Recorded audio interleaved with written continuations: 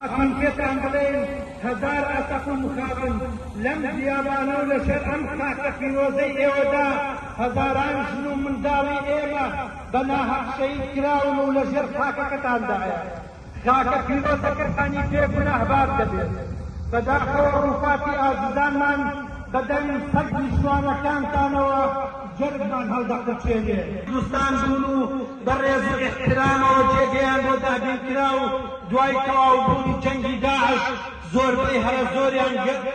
زۆربەی هەرە زۆریان گەڕانەوە شوێن و ڕێگەی خۆیان کەچی بەداخەوە دوای تەواوبوونی جەنگی داعش ئەو تانک و تۆپ و گەکان و دەخوران.